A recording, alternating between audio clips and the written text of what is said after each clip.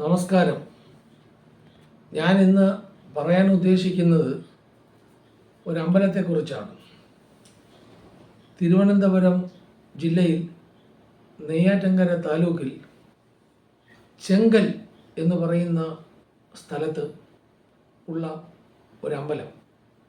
ഈ അടുത്ത കാലത്ത് നിർമ്മിതമായ ഒരു ക്ഷേത്രമാണ്. ഏതാണ്ട് 111.2 അടി ഉയരത്തിൽ നിർമ്മിച്ചിട്ടുള്ള ഒരു കൂറ്റൻ ശിവലിംഗം. അതിനോടനുബന്ധിച്ച് ആകാശത്ത് പറന്നു നിൽക്കുന്ന ഒരു ഹനുമാന്റെ രൂപവും അതുമായി ബന്ധപ്പെട്ട് മറ്റൊരു സ്തൂപവും ഉണ്ട്. അത് അടുത്ത കാലത്ത് ഒരു വലിയ ക്ഷേത്രമായിട്ടാണ് അറിയപ്പെടുന്നത്. ഈ ഇന്ത്യയുടെ പല ഭാഗങ്ങളിൽ നിന്നും ലോകത്തിൻ്റെ പല ഭാഗങ്ങളിൽ നിന്നും പല ഭക്തന്മാരും ദിവസേന അവിടെ സന്ദർശിക്കുന്നുണ്ട്. ഇതിൻ്റെ നിർമ്മാണത്തിന് പൂർണ്ണ ചുമതല വഹിച്ച വ്യക്തി ഒരു സന്യാസി വര്യനായ വ്യക്തിയാണ്. അദ്ദേഹത്തിൻ്റെ പേര് മഹേശ്വരാനന്ദ സരസ്വതി എന്നാണ്. അദ്ദേഹം അവിടെ ജനിച്ചു വളർന്നയാളാണ്. ആ പ്രദേശത്തായിരുന്നു, ഇന്ന് ക്ഷേത്രം സ്ഥിതി ചെയ്യുന്ന ആ പ്രദേശത്താണ് അദ്ദേഹം ജനിച്ചതും അദ്ദേഹത്തിൻ്റെ കുടുംബാംഗങ്ങളും എല്ലാം അവിടെ ഉള്ളവരാണ്. ആ താപസൻ്റെ അല്ലെങ്കിൽ ആ സന്യാസിയുടെ അത്യധികം ശ്രമഫലമായിട്ടാണ് ഈ ക്ഷേത്രം ഇത്രമാത്രം വിപുലീകരിച്ചതും ഉയർന്നു വന്നതും. ഇതിൻ്റെ നിർമ്മാണം നടക്കുന്ന വേളയിൽ ഇതിൻ്റെ പുരോഗതി പലപ്പോഴായി പത്രത്തിൽ ഞാൻ വായിച്ചു കണ്ടു. അവിടെ ചെന്ന് ക്ഷേത്രമെല്ലാം സന്ദർശിച്ചതിന് ശേഷം ആ നിർമ്മാണം നടത്താൻ ഈ ക്ഷേത്രം സമുച്ചയം കെട്ടിപ്പടുത്ത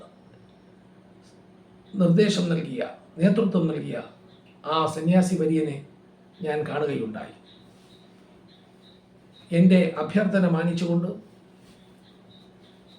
എൻ്റെ അതിയായ അഭ്യർത്ഥന കേട്ടുകൊണ്ട് ആ ക്ഷേത്രത്തെക്കുറിച്ചും ക്ഷേത്രത്തിൻ്റെ ദേവന്മാരെക്കുറിച്ചും അദ്ദേഹം ഏതാനും വാക്കുകൾ പറയുകയുണ്ടായി. ഈ ക്ഷേത്രത്തിന് ഏകദേശം 5000 വർഷങ്ങൾക്ക് മുമ്പുള്ള പഴക്കമുണ്ട്. ഇത് പ്രകൃതിക്ഷോഭം മൂലം ആ ക്ഷേത്രം നശിച്ചു. അതിനുശേഷം എൻ്റെ ജന്മത്തോടുകൂടെയാണ് ഈ ക്ഷേത്രത്തിൻ്റെ ആവിർഭാവം. മെയിനായിട്ടുള്ള പ്രതിഷ്ഠ എന്ന് പറയുന്നത് ശിവനും പാർവതിയാണ്. ശിവനും പാർവതിയും വലിയ പീഠത്തിൽ നിൽക്കുന്ന ഒരു പ്രതിഷ്ഠയാണ്. അത് കഴിഞ്ഞിട്ട് അതിനകത്ത് തന്നെ ജ്യോതിർലിംഗ പ്രതിഷ്ഠയുണ്ട്. 12 ജ്യോതിർലിംഗം, ഭാരതത്തിൻ്റെ പല ഭാഗത്തായിട്ടുള്ള 12 ജ്യോതിർലിംഗ പ്രതിഷ്ഠയുണ്ട്. പിന്നെ 32 ഭാവത്തിലെ ഗണപതിയുടെ പ്രതിഷ്ഠ, പിന്നെ മുരുകൻ്റെ പ്രതിഷ്ഠയുണ്ട്, നവഗ്രഹങ്ങളുടെ പ്രതിഷ്ഠയുണ്ട്. ഈ ശിവലിംഗത്തിനകത്താണെങ്കിൽ ശിവലിംഗത്തിനകത്ത് 108 ശിവലിംഗ പ്രതിഷ്ഠ. അതായത് പരമേശ്വര മഹർഷി ഭാരതത്തിലെ 108 ശിവാലയങ്ങളിൽ പ്രതിഷ്ഠിച്ചു. ആ 108 പ്രതിഷ്ഠകൾ ഈ ശിവൻ്റെ 64 രൂപങ്ങൾ പലപ്പോഴില്ല. ആ 64 ഭാവങ്ങൾ. പിന്നെ ഏറ്റവും മുകളിൽ പോകുമ്പോൾ കൈലാസം എന്നുള്ള രീതിയിൽ, കൈലാസത്തിൽ നിന്ന് നേരെ ആഞ്ജനേയനകത്തൂടെ ഇറങ്ങി വൈകുണ്ഠം കാണാം.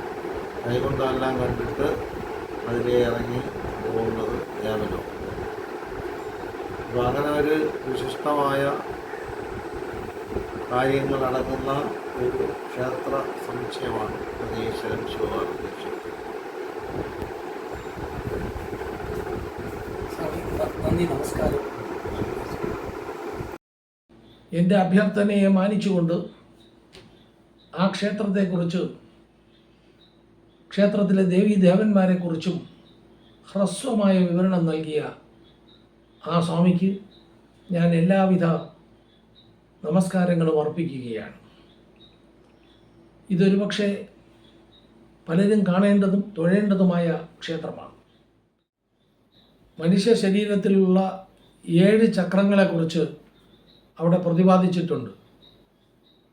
മൂലാധാരം, സ്വാധിഷ്ഠാനം, മണിപൂരം, അനാഹതം, വിശുദ്ധി, ആജ്ഞ, സഹസ്രാരം എന്ന് പറയുന്ന ചക്രങ്ങളുടെ വിവരണങ്ങളും അതുമായി ബന്ധപ്പെട്ട പ്രവർത്തനങ്ങളെക്കുറിച്ചും ഈ ശിവലിംഗത്തിൻ്റെ ഉള്ളിൽ പ്രതിപാദിച്ചിട്ടുണ്ട്. അതിനെക്കുറിച്ച് സംസാരിക്കാനും മറ്റുള്ളവർക്ക് ബോധ്യപ്പെടുത്തി കൊടുക്കുവാനും അവിടെ പ്രത്യേകം തയ്യാറാക്കിയ ആളുകളുമുണ്ട്. അവസാനം മുകളിലെത്തുമ്പോൾ ഏതാണ്ട് ശിവലിംഗത്തിൽ, അല്ലെങ്കിൽ ശിവലിംഗത്തിൻ്റെ മുകളിലെത്തുമ്പോൾ കൈലാസത്തിലെത്തിയതിൻ്റെ ഒരു പ്രതീതിയുണ്ട് എന്നാണ് പറയപ്പെടുന്നത്. ഇതിന് ഏതാണ്ട് ഞാൻ പറഞ്ഞതുപോലെ 111.2 അടി പൊക്കത്തിലാണ് ഇത് നിർമ്മിച്ചിരിക്കുന്നത്.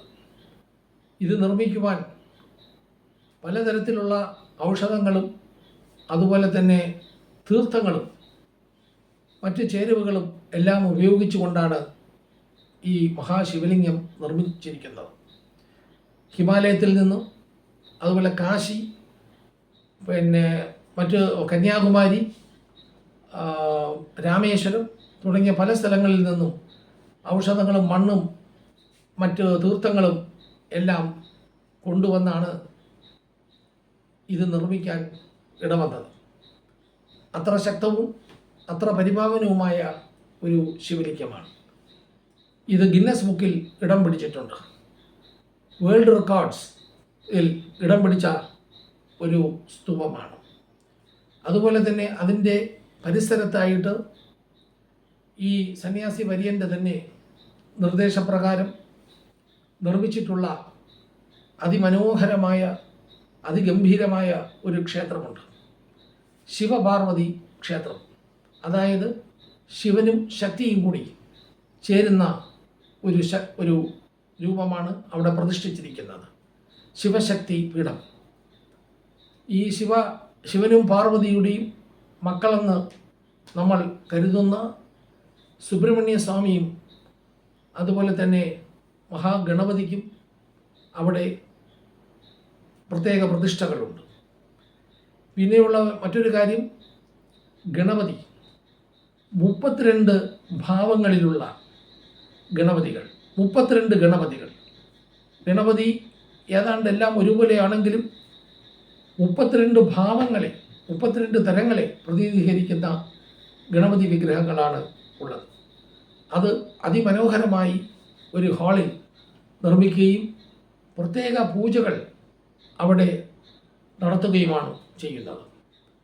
അതിനു പുറമെ അവിടെ നവഗ്രഹങ്ങൾക്ക് വേണ്ടി പ്രത്യേക പ്രതിഷ്ഠയുണ്ട്, നാഗർക്ക് പ്രതിഷ്ഠയുണ്ട്, ജ്യോതിർലിംഗ പ്രതിഷ്ഠയുണ്ട്. ഇങ്ങനെ പല പല പ്രതിഷ്ഠകളും ആ ക്ഷേത്ര സമുച്ചയത്തിൽ തന്നെ സജ്ജമാക്കിയിട്ടുണ്ട്. ഏതാണ്ട് ഈ മഹാശിവലിംഗത്തിൻ്റെ ഉള്ളിൽ 64 ശിവൻ്റെ ഭാവങ്ങൾ ഉണ്ടെന്നാണ് പറയുന്നത്. ഇങ്ങനെ എന്തുകൊണ്ടും വളരെ പ്രധാനപ്പെട്ട ഒരു ക്ഷേത്രമാണ്. ഇദ്ദേഹത്തിൻ്റെ പേര് മഹേശ്വര ആനന്ദ സരസ്വതി എന്നാണ്.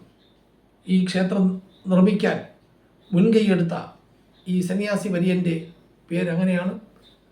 ഏതായാലും ലോകത്തിൻ്റെ പല ഭാഗങ്ങളിൽ നിന്നും നിരവധി ആളുകൾ ആ ക്ഷേത്രത്തിൽ ദിവസവും ദർശനം നടത്തുകയാണ്. തിരുവനന്തപുരത്തുള്ളവരല്ല മറ്റുള്ളവർക്കും അത് കണ്ടിരിക്കേണ്ട ഒരു ക്ഷേത്രമാണെന്ന് ഞാൻ കരുതുന്നു.